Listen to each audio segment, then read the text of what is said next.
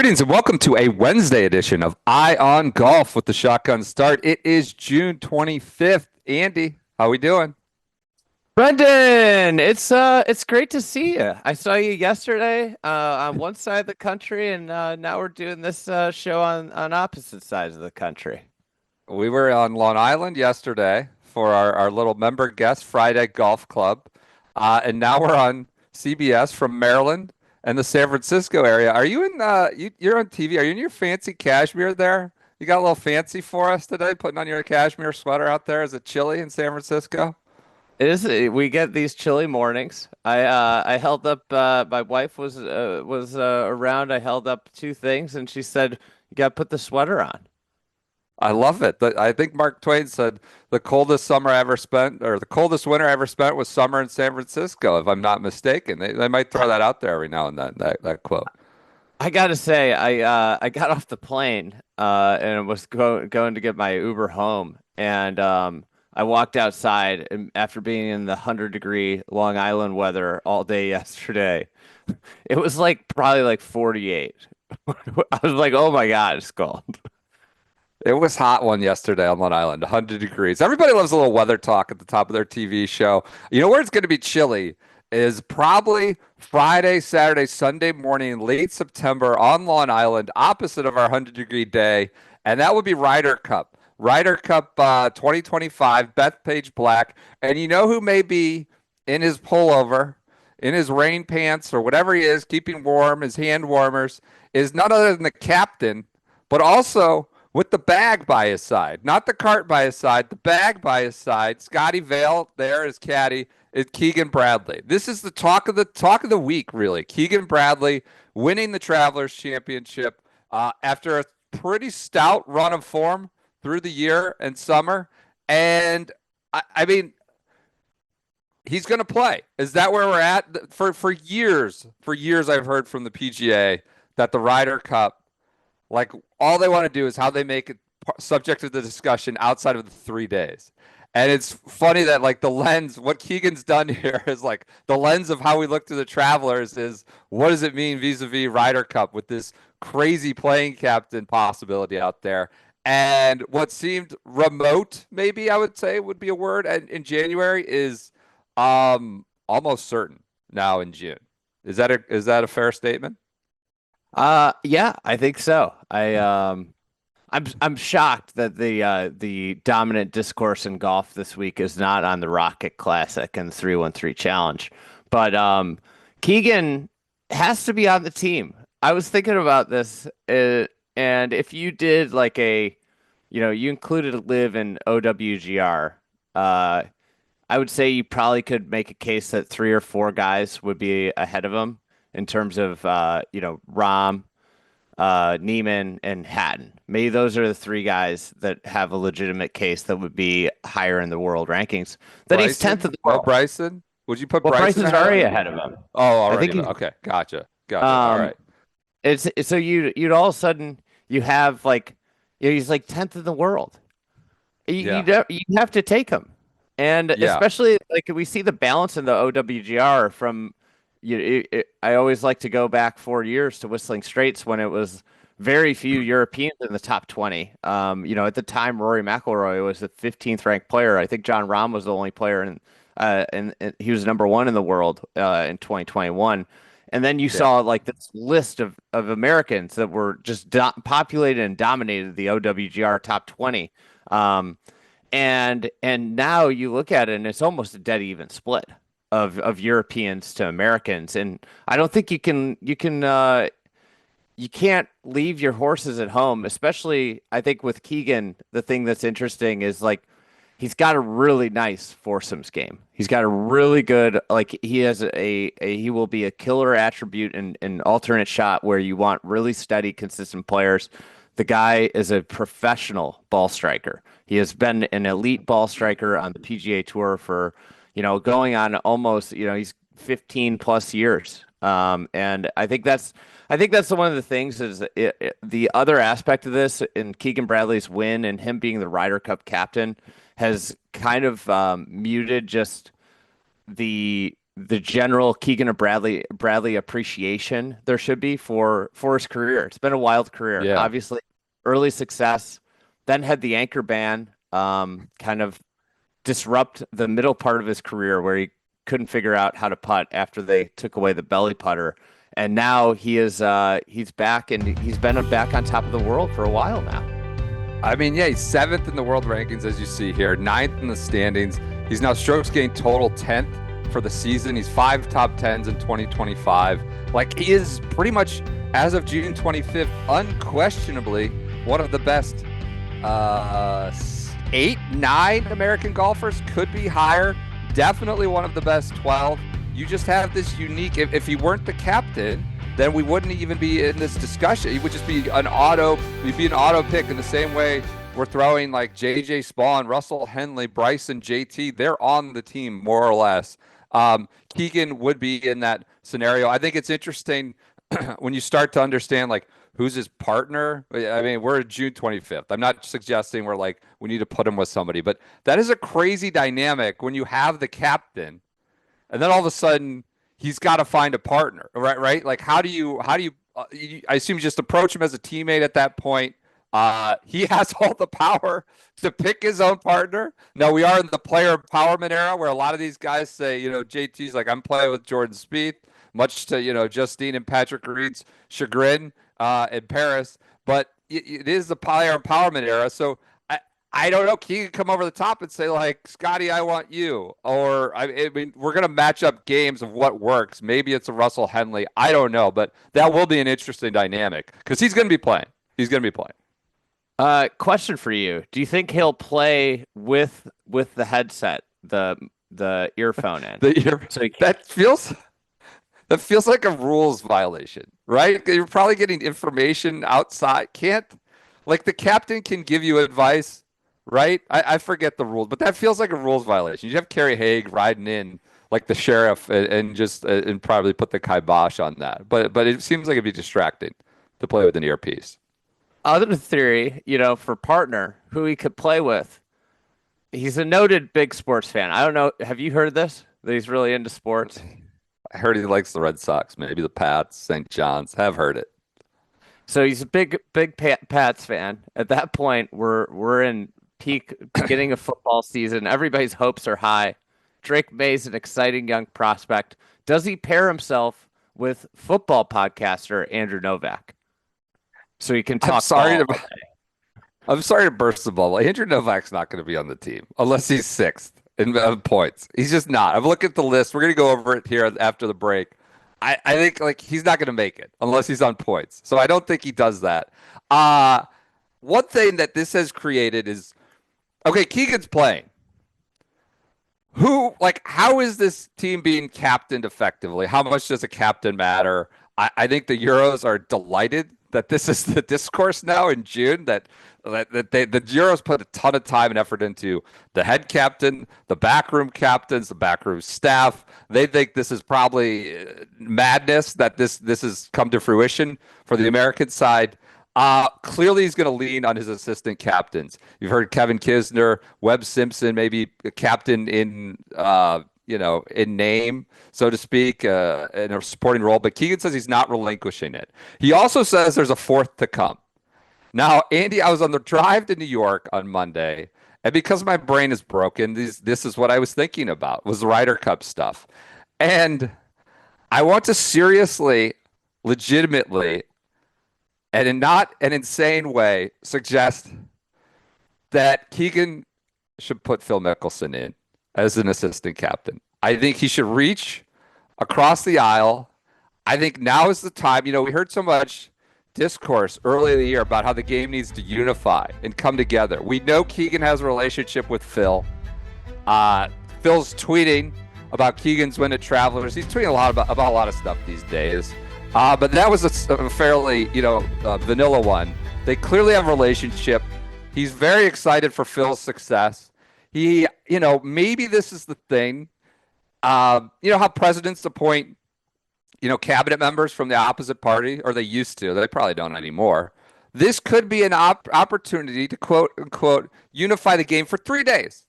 Phil is kind of an outcast in golf establishment circles these days, and maybe by his own doing, and by rightly so. I just feel like it's a 3-day opportunity. Guy, we know he's maniacal, right? He throws himself into these things like this. Could we snap him out of this hypnosis, right? Where, the guy who's like get a bad behavior off a bad team, of Rasheed Wallace, bad Sheed, gets off the Blazers, you send him to the Pistons, get Phil, snap him out of this hypnosis. He would take this on, I think, full bore. I don't think this is completely insane. Now, some of the teammates, you remember when you sued us and you tried to destroy our tour, some of the team members may not be fully down with it, but he knows Keegan well. He knows the Ryder Cup well. He knows Bethpage well. The connection to Keegan is significant. It's not without merit. It's not tenuous. There is a real connection there. We need more institutional knowledge in the team room now that we have a playing captain. Could this fail spectacularly? Totally blow up? Yes. And as a purveyor of content, I'd be there for it. That too. I think this is a not insane, seriously legitimate potential thing he could do and maybe should do. And then Monday, you resume punishment with Phil. He's back to outcast, whatever. But he would throw himself into this and be maniacal. And maybe it would snap him out of this era of really unpleasant separation and outcast from the game. Thoughts? I think the Europeans would be even happier. They're happy with how the whole year's gone. They're happy with Keegan. The anything that makes it more of a circus for the American team, I think the Europeans would be happy for. And here's my final thought and why I think it's a terrible idea. The High Flyers have been a putrid franchise in the Live Golf League. He's clearly not motivating the team. Clearly not judging talent well. High Flyers have been a disaster. I'm good. Well, I'm good. We don't need him around. Maybe like Bill Belichick, he just needs to coach the guys. Don't let him pick the players. He's going to have his team set for him. And the PGA of America doesn't have to abide by anything, these tour rules and bans and everything. Like Don Rea might be really into this. It'd be really more shine and more circus atmosphere to the Ryder Cup. I think it's not. I don't think it's going to happen. I think it's not a totally insane theory, given where we're at with the current Ryder Cup captaincy / team room. And so Phil would be just bring him back in for 3 days and he'd throw himself into it. All right, let's go back to, we're going to get a little bit more Ryder Cup, fill out the rest of the roster. We will talk after the break, filling out the back half. We think Keegan's going to be there. We're going to talk a little bit more and introduce a new wheel segment for Ryder Cup roster selection.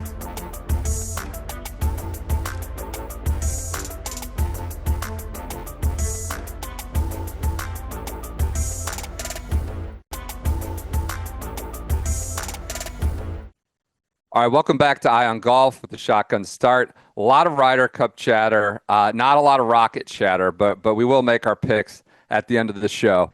I think as we hit the stretch run here, there's only so many events. There's obviously only one major, a couple playoffs events.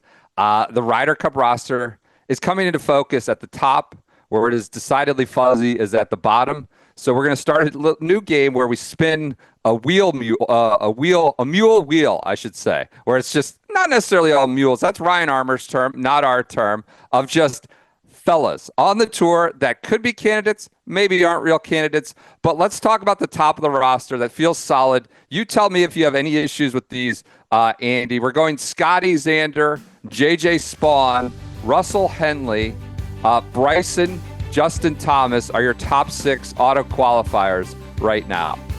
Colin Morikawa, I would suggest, is on the team. I would suggest Keegan Bradley is on the team. And I would suggest Patrick Cantlay is on the team. Is that wrong? Cantlay not here in this graphic in the top 12. That gets us to 9. Is there anyone on the top 12 that is auto there? I have Cantlay as 9 with 3 spots to go. Do you disagree with any of those suggestions that those are quote-unquote locks? I think those are locks. I think that Sam Burns is almost in the barn. Okay. And then there's kind of, I think, only like 2 spots really. As long as Burns plays moderately well the rest of the way, he is on the team.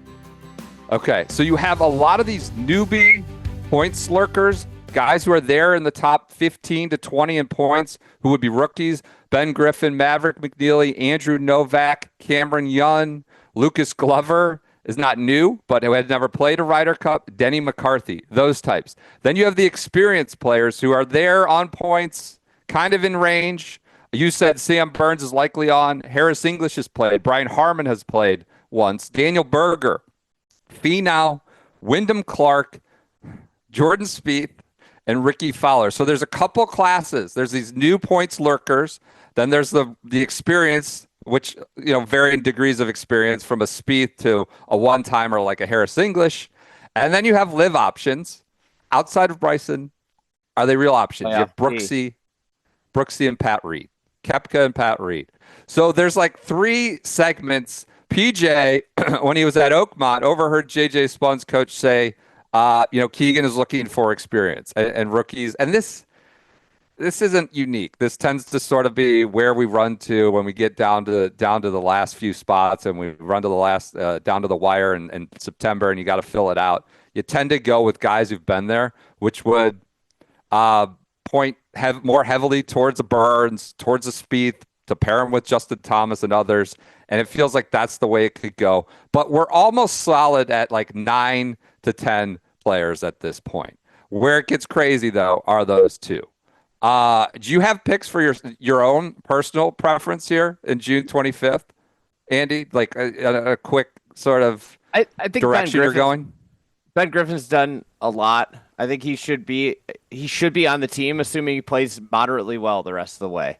He's been one of the most impressive players. He played well in 2 majors. He almost won the Memorial. He won where did he win? He won right before the Memorial at what was that? Toronto? Colonial? Where did he win?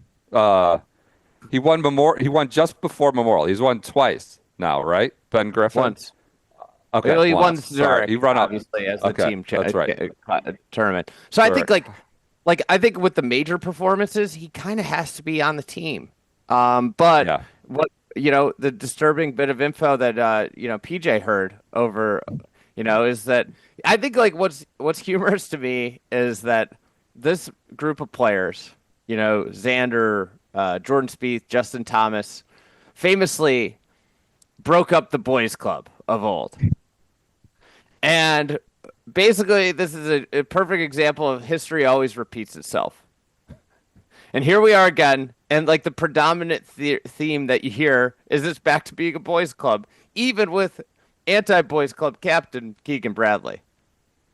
I mean, this is just sort of the way it's been forever. If you go back to like Lanny Watkins picking, Curtis Strange and things like that, it's just sometimes you go off the points list and you go with what you know. Griffin did win Colonial. It was Colonial and Zurich were his 2 wins this year. So he seems like a good bet. After that, I think it's just June 25th. It's just spin the wheel. And let's go to the wheel. We decided to come up with the mule wheel. I mean, options aplenty. I'm curious to see how deep we went. We are completely not prepared for whoever may come up. We're just going to spin it, and we got to make an argument for whoever shows up. An earnest argument. Honest argument. This guy should be on the team. Let's bring the wheel in, PJ, and let's spin the mule wheel. All right, Brendan, you're going first. We're going to rip the wheel here. Brendan, who are you making the case for? This is such a disrespectful use of the term mule with so many players on here. It is. I don't disagree, but here we go. Kevin Kisner? We're going multiple playing captains? This is a tough one.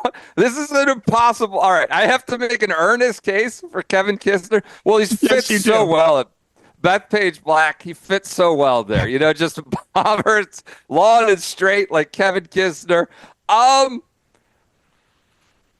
Everybody likes him. He's one of the boys. He gets on great, easy to play with in terms of comportment and vibes. Not sure about game. This is my case. I am floundering here.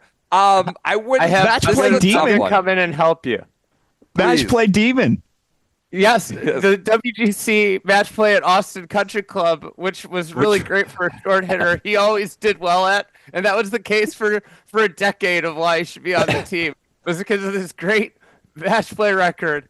at Austin Country Club. That is your case. This guy's one of the best match play players in the world because he's played well at this one event at one course historically. How did he end up on the wheel? This is where this is our joke about this course Ryder. Everybody at this point is like, well, he could be a Ryder Cupper, he could be an option. So we're really casting the widest possible net. Yeah. How did he end up on the wheel? Is that I put him there in the hopes that we would have two playing captains. That's how he ended up on the wheel. Andy, let's see who you're going to have to fight for right now. Can't wait. Maybe Kiz wins the Rocket this week and it becomes a real thing. You can't rule it out. Oh, yeah. Tom Hoge. This is a real option.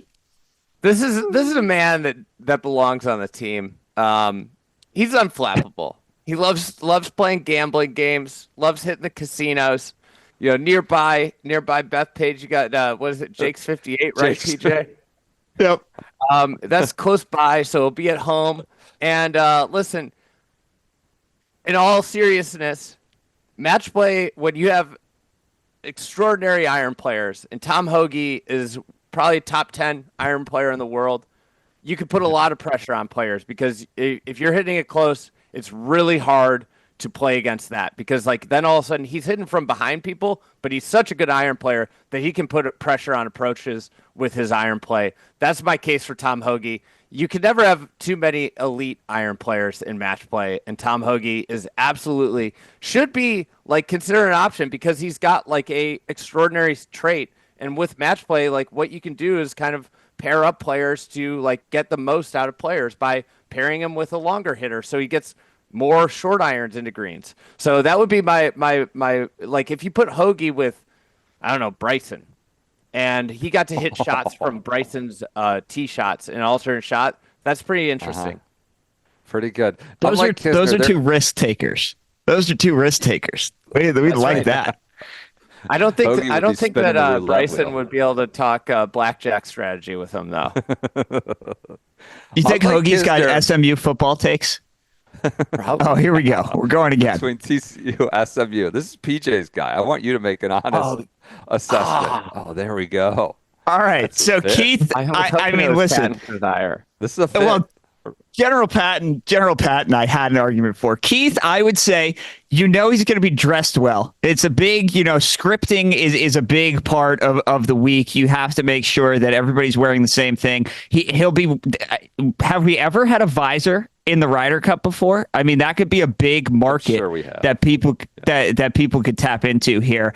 The problem with Keith Mitchell is that we'd have to see if the Thursdays carry over into Friday because he is the greatest first-round Thursday player in the history of the PGA Tour. But will the Thursday momentum carry over into day one at Friday? I think this is a guy that you could put out early on Friday, see if he can stay hot, and then maybe hide him in the middle of the pack on Sunday. But this is a vibes guy, well liked by everybody, it seems, and would have some good fits for the arrival dinner and the opening ceremony that we'd be able to get some content out of.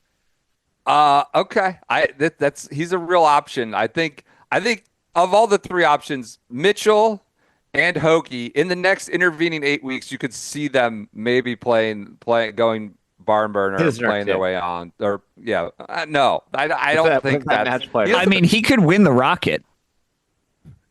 He's going to be at the Open calling it, I assume. But yeah, I'm not playing it. But yeah, this is where we're at with the discourse. Cast a wide net. Mule is a loose term. This is a loose term. We're talking general Ryder Cup context with 12 guys. We will be back after the break. This won't be the last we see of the Ryder Cup Mule Wheel. We're gonna spin this a few more times over the next few weeks with on CBS. It's a good game. There's real possibility out there to fill out the roster, and then maybe some not so real possibility. We'll talk more after the break. We're gonna go to Motor City when we come back.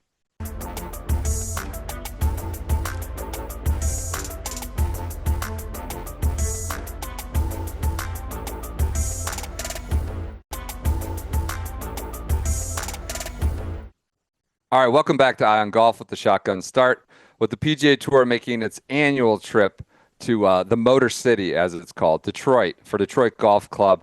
I think a good event. This is what you want in a major metro area.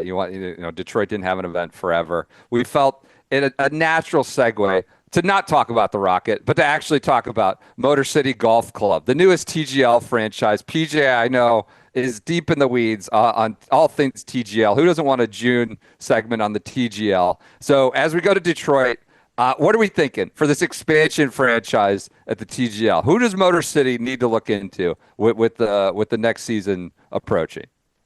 Yeah, so we got 2 years until this really right. becomes an issue. They're not playing until 2027, but I have some ideas. So, like in any expansion team that comes into to play in a league, I would assume there's going to be an expansion draft. Teams will have the opportunity to protect, or more accurately, not protect some players and let Detroit negotiate with them.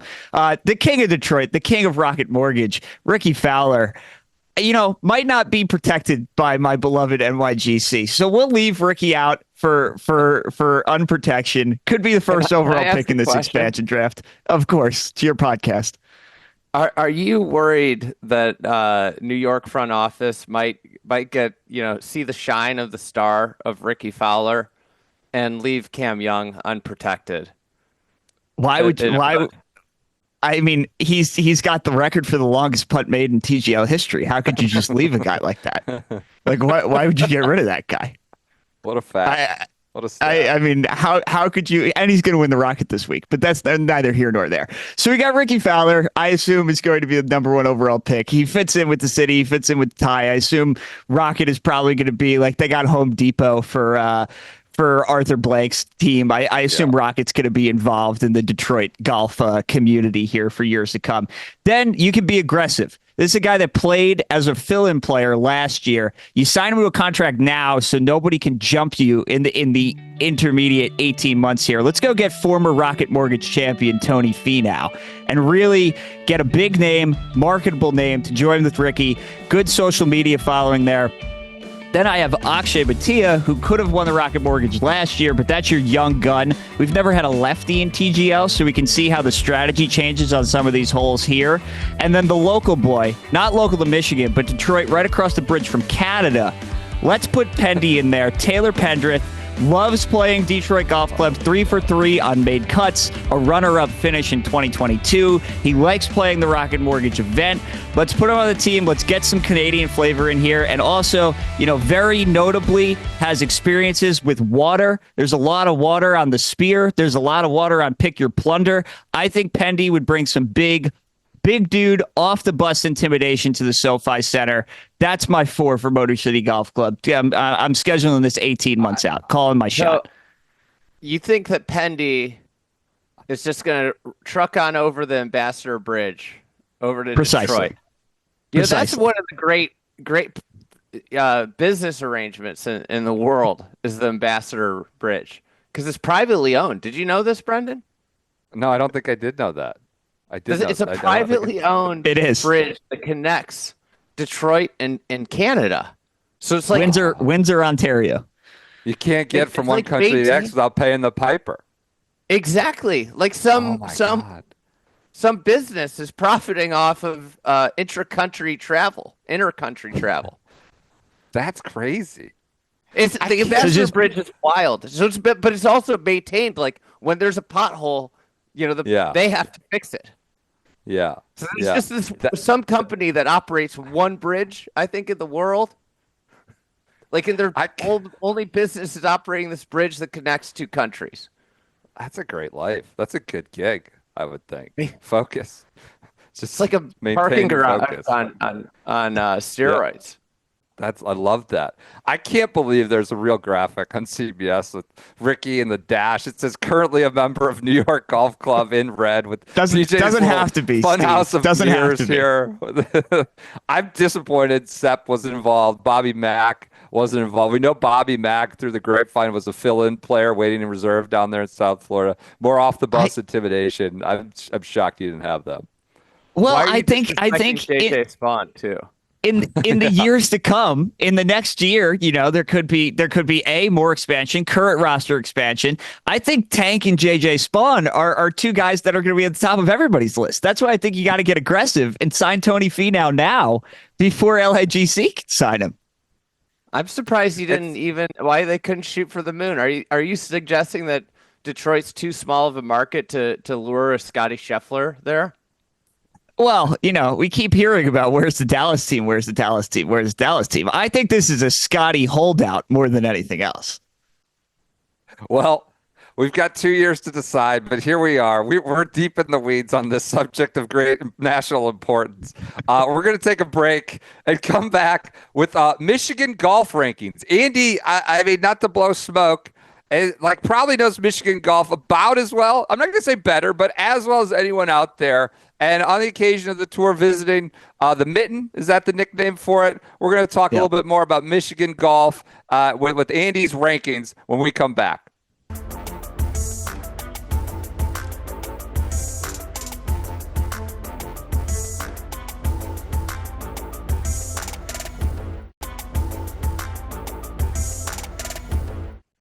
All right, welcome back to Eye on Golf with the Shotgun Start. The PGA Tour is going to Michigan, and what better reason to talk Michigan golf? Summer is hitting now, and one of the great places in the world to go play golf in the summer. Andy, you've been there many, many times over the course of Friday golf. It's been sort of a particular focus of yours. So I thought it'd be a good week to talk Michigan golf. This is public golf, sort of get through your rankings. You've seen not every course, certainly in the state, but many of them. One of the great golf states in the U.S. So let's talk through it. Let's get to your. Is it going to be top 10?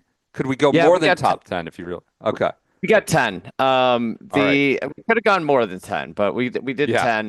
10. Michigan, there's a lot of debate about what the great golf state, the greatest public golf state is in the country. And a lot of shine goes to Wisconsin. They have probably, I would say, the best high-end public golf, like a lot of like great resorts between, the Kohler property, Erin Hills and Sand Valley. That's like a really unbeatable triumvirate. But I will say that I think Michigan has the best value golf in the country, best range of public golf where you could spend a big money at Arcadia Bluffs, but also you have really good affordable golf under $50, and we highlight a couple of those there. Why it's relevant this week? One of the great golf stories of all time, 1986, Buick Open. There was a big time player, one of the most popular players in the world of golf, who routinely made treks around, tournament locales to play other great golf courses in the area. At this time, a golf course called Crystal Downs was relatively unknown. It wasn't even in the like Golf Digest top 100 rankings of courses.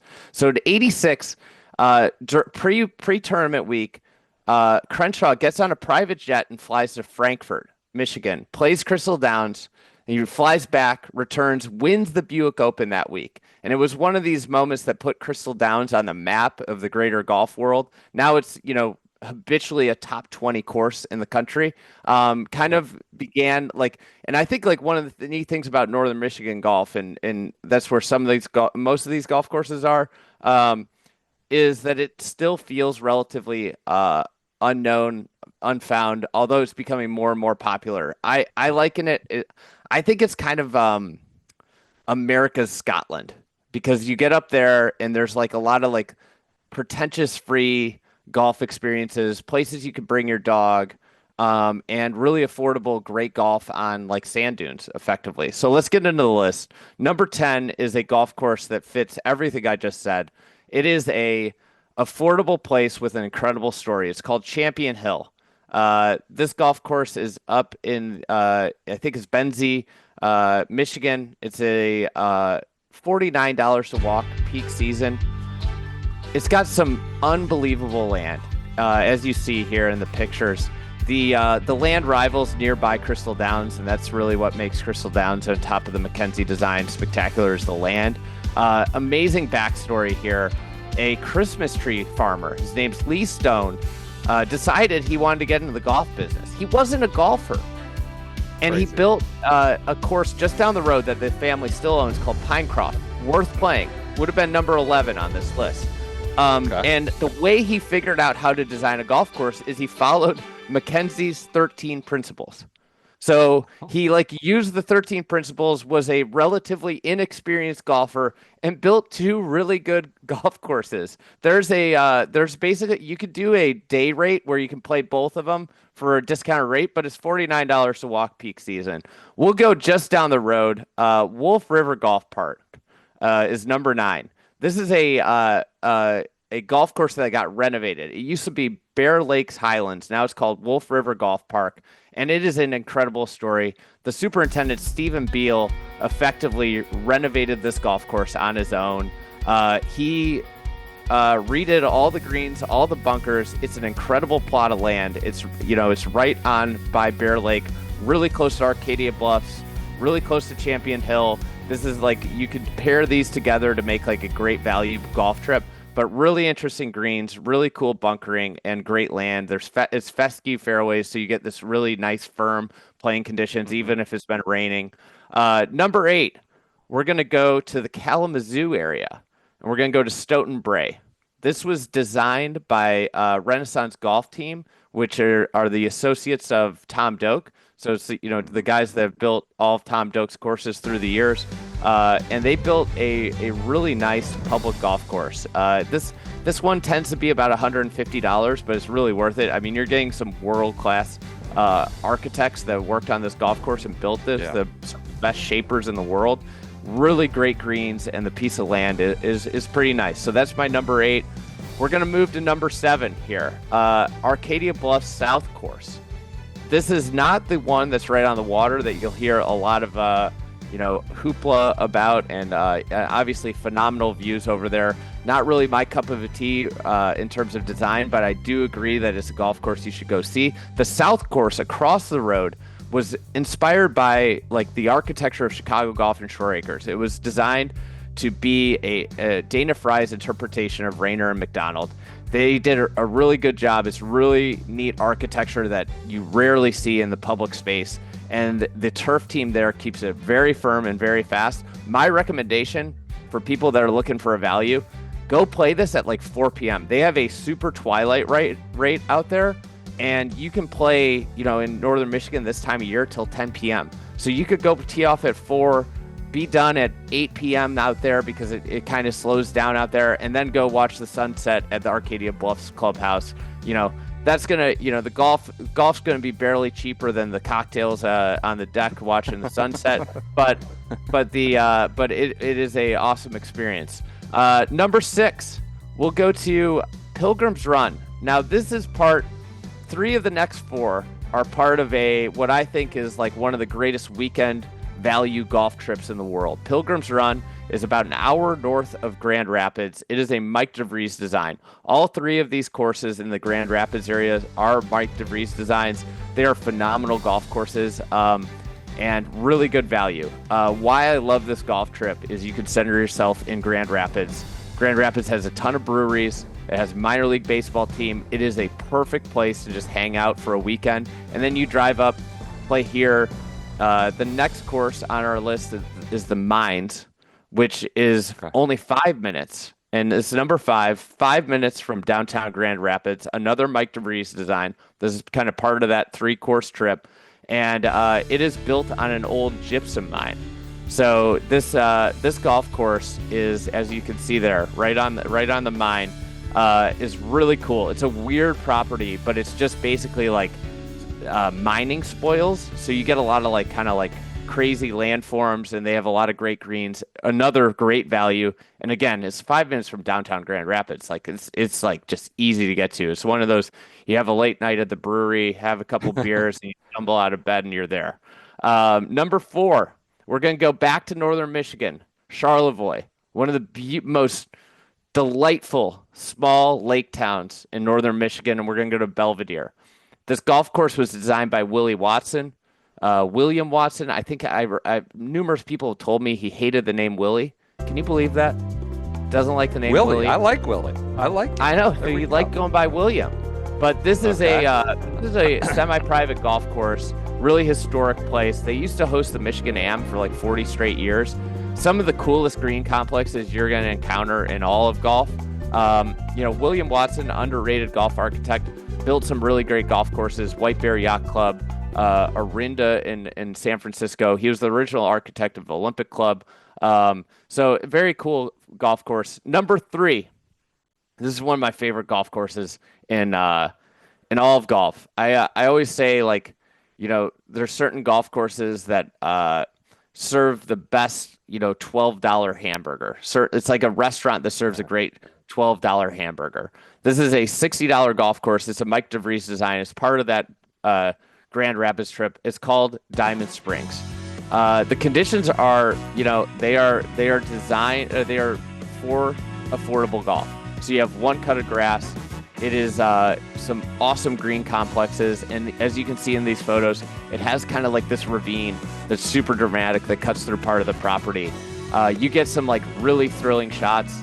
It reminds me somewhat of Shore Acres, a golf course in the Chicago area that has a lot of love. That's like a top 30 golf course in the country, with the way that ravine bisects the property and the holes play along over it and in it. I think that's a golf course that could be a top 100 course if they had a bigger maintenance budget. But then it would not be affordable and available for everybody for a good rate. So that golf course is tremendous. We're getting to number 2. We're leaving the main part of the state. We're going to the upper peninsula. This is number UP. 1 in the Upper Peninsula, the UP. It is one of the most spectacularly beautiful places in the country that very few people go. In Marquette, Michigan, I'm going to Greywalls. And this is another Mike DeVries course. He's done a tremendous job building golf in northern Michigan. This is one of the most visually stunning golf courses in all of golf. I would say that probably of public golf courses, this is a top 10 visually stunning, unique place. There's granite rock outcroppings throughout the property where you're like hitting it from up into a rock outcropping, and there's a green there. You're playing down. There's a like kind of back part of the land that's just the sandy highlands. It's just basically a convergence of crazy geological landforms, and they built golf on it. If you're looking for like a cool place to unplug for a while, go to Marquette, because you drive 5 minutes out of town, your cell phone doesn't work, and it is beautiful right on Lake Superior. So Greywalls, worth the trek, worth the visit. And then my favorite, my number 1, the reversible golf course at Forest Dunes, the Loop. This is a brilliant design. It is, you should not just play this one time. You should try and go around it as often as you possibly can. I think that's the bootlegger course there, the short course at Forest Dunes that's on the screen. But the Loop, it's a Tom Doak design, and really, like, if you haven't been to Scotland but you are interested in going to Scotland, want to know what it's like to play in Scotland, in terms of turf conditions, the way the ball bounces and moves and reacts, this is the closest thing to Scotland that you're going to get. That, Sand Valley, those are probably like the 2 places I think that have the best turf conditions in the world. And the Loop is a place where you have to think about where you're landing shots. Do you land it in front of the greens? This is a tremendous golf course that, to me, like, every time I go play it, I love it more. So I would urge people to go play it and make it kind of the centerpiece of your trip to northern Michigan, and play it as many times as you can. Love it. I mean, one of the great affordable public golf states, I should say. Much more on FridayGolf.com, our YouTube page. Andy, you could go on forever. Thank you for edifying us with your top 10 affordable public golf courses in Michigan. We'll talk more and make some rocket picks here after the break.